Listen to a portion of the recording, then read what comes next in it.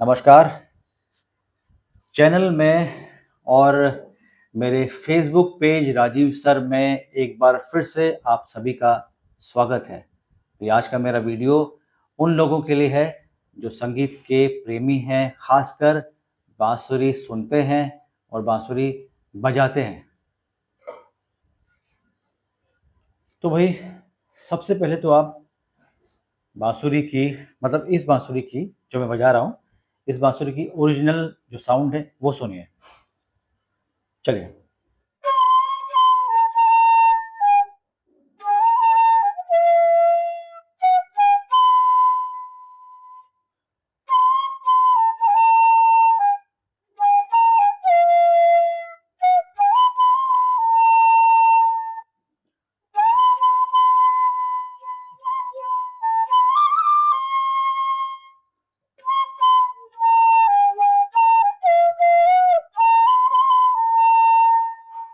कौन सा गाना है आपने गेस किया होगा। ये है गाना लता मंगेशकर जी का। है हवा मेरे संग संग चल, मेरे दिल में हुई हलचल। बहरहाल कुछ ऐसा था।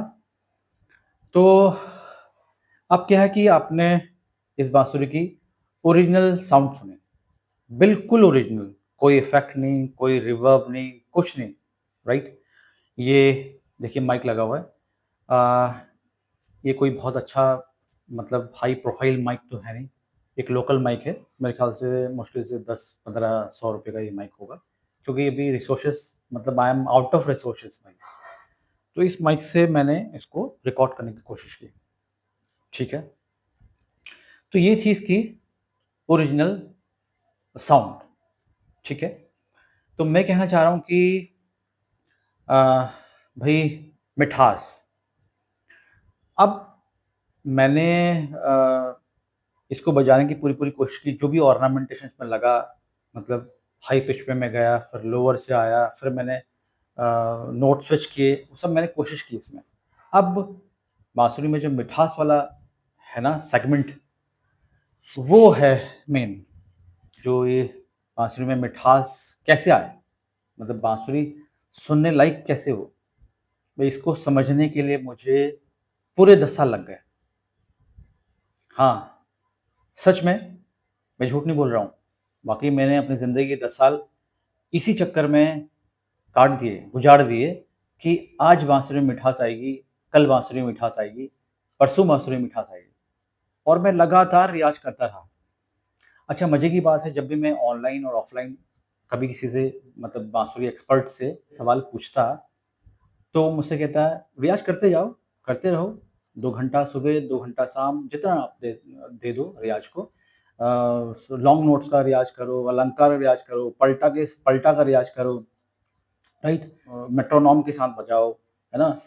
120 पे बजाओ, 50 पे बजाओ, 50 शुरू करो, 120 फिर ऊपर जितना भी जा सकते हो। मतलब रियाज़ पे रियाज़ करो, एक ना एक दिन आपकी बाँसुरी में मिठास आ जाएगी।" तो भई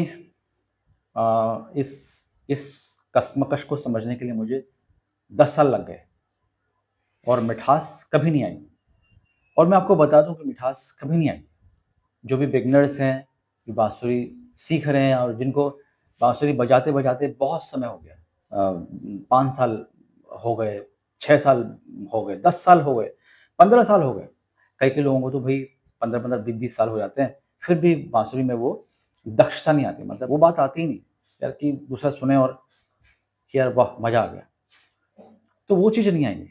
आप रियाज़ कीजिए, मैं नहीं कह रहा हूँ कि रियाज़ करना छोड़ दीजिए, रियाज़ तो करना ही करना है। मैं 3 घंटे सुबह और 3 घंटे शाम रियाज़ करता ही करता हूँ, ठीक है? जितने भी मेरे नोट्स हैं, है ना? और लॉन्ग नोट्स का हो गया, पलटा का हो गया, अलंकार का हो गया, स्विच करते हुए अलंकार हो गया, है ना? फिर उसके बाद लास्ट में मैं गाने बजाने में आता हूँ।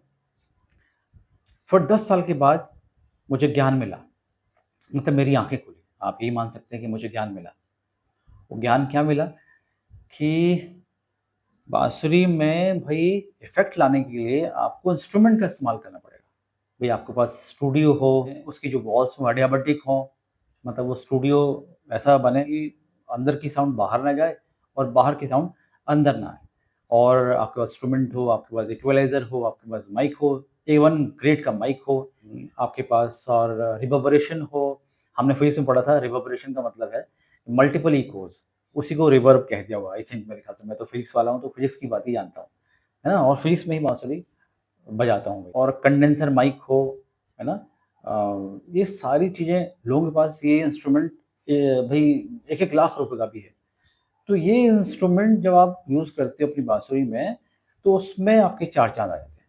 तब जाके आपकी मिठास आती है ना?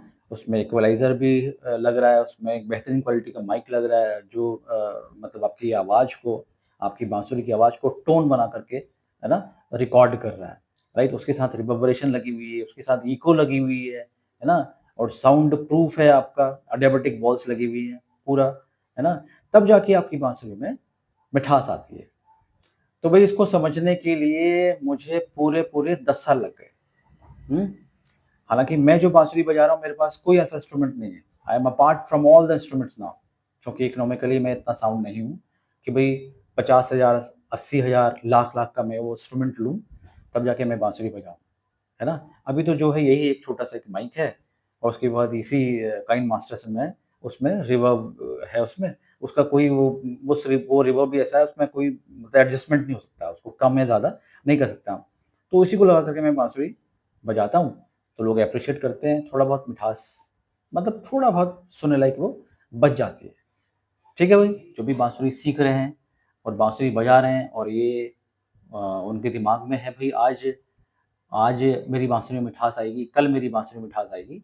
बिना इंस्ट्रूमेंट के आपकी बाँसुरी में मिठास कभी नहीं आने वाली। मैं ये नहीं कह रहा कि रियाज़ मत करिए। रियाज़ तो आप जितना आप ज़्यादा मैं 3 घंटे 3 घंटे सुबह और 3 घंटे शाम रियाज़ करता हूँ, है ना? रियाज़ तो आप जितना करें, 4-4 घंटे करें, 5-5 घंटे करें, वो तो उतना उतनी ज़्यादा स्किल्डनेस आएगी। आप बाँसुरी में स्किल्ड बन जाएँ। हालाँकि परिपूर्ण तो कोई भी नहीं है बाँसुरी में, तब जाके आपकी बाँसुरी में थोड़ा-बहुत सुनने लायक आपका बाँसुरी बन सकती है और उसके बाद अगर आप ये इंस्ट्रूमेंट का इस्तेमाल करते हैं, भई मुझे तो मालूम भी नहीं है क्या-क्या इक्वलाइज़र है, क्या इक्वलाइज़र होता है, कौन सी कंपनी का माइक होता है ना? मैं कहता हूँ ना कि 1-1 लाख रुपए का सेटअप है लोगों के पास, तब जाके बाँसुरी में वो सुनने लायक मिठास आती है। तब जाके आदमी भाव-विभोर होता है, "अरे! क्या बाँसुरी बज रही है, मज़ा आ गया।" है ना? ऐसे तो मैं बाँसुरी बजाता रहूँगा, है ना? हाँ, ये है कि बेशक आप ऑर्नामेंटेशन तो आपकी होनी चाहिए। भई ऑर्नामेंटेशन में आपको स्किल्ड होना चाहिए। मतलब गमका हो, खटका हो, है ना? और जमजमा हो, मींड़ हो, मुर्की हो, इसमें तो आपको स्किल्ड होना ही है। वो तो मान के चलो, ठीक है? वो कोई राग बजा रहे हैं, राग में भी आपको अगर राग आप बढ़िया से बजा रहे हैं, है ना? उसको वेल डिफाइंड तरीके से बजा रहे हैं, तो वो तो और अच्छी बात है ना? बाँसुरी में निखार तो आनी ही आनी है, लेकिन भई इस इंस्ट्रूमेंट के बगैर आप बाँसुरी में मिठास नहीं ला सकते हैं, कितनी कोशिश कर लो। तो भई हताश ना हों, भई मैंने कहा ना बाँसुरी में आपको स्किल्ड तो होना ही है और धीरे-धीरे आप ये इंस्ट्रूमेंट मैनेज कीजिए। अभी छोटे बजट पे आप मतलब बजट ज़्यादा नहीं है तो कम बजट पे आप इंस्ट्रूमेंट खरीदिए मतलब मैनेज कीजिए 20,000 30,000 और अगर बजट है भई तो क्या कहने, फिर तो 4 चाँद है ना? मैंने कहा ना कि लोगों के पास लाख-लाख रुपए का सेटअप है भैया, तब जाके ये बाँसुरी में मिठास आती है। तो भई तो यही समझने के लिए मुझे इतना लंबा समय लग गया। तो ये थोड़ा-सा अनकट रहेगा। भई हो सकता है इससे पहले ये किसी भी यूट्यूब चैनल वाले ने, बाँसुरी वादक ने ये बताया हो या नहीं, मैं नहीं जानता। लेकिन मैंने ये समझा भई आपको बता दूँ क्योंकि हताशा होती है। कई-कई बाँसुरी वादक जो है एक स्टेज पर पहुँच कर के बाँसुरी छोड़ देते हैं। वो इसीलिए कि भई बहुत उतना पेशेंस नहीं होता है, काफ़ी टाइम हो जाता है, 10-10 साल, 15-15 साल हो जाते हैं लोगों को, फिर भी एक मिठास नहीं आ पाती है बाँसुरी में, है ना? रिदम नहीं आ पाती, सब कुछ बजा रहे हैं, गाना भी बजा रहे हैं, सब कुछ बजा रहे हैं, लेकिन वो चीज़ नहीं आ पाती है ना? तो भी परेशान ना हों, इंस्ट्रूमेंट आपको खरीदना ही होगा, चाहे वो कम बजट पे खरीदें, तो थोड़ा बहुत फिर भी आपका एक सुनने लायक तो बन ही जाती है। और धीरे-धीरे आप और मैनेज करेंगे तो और बेहतर आपका बाँसुरी बज सकता है। तो भई आज की वीडियो में इतना ही, तो थोड़ा कन्फ्यूज़ था, है ना?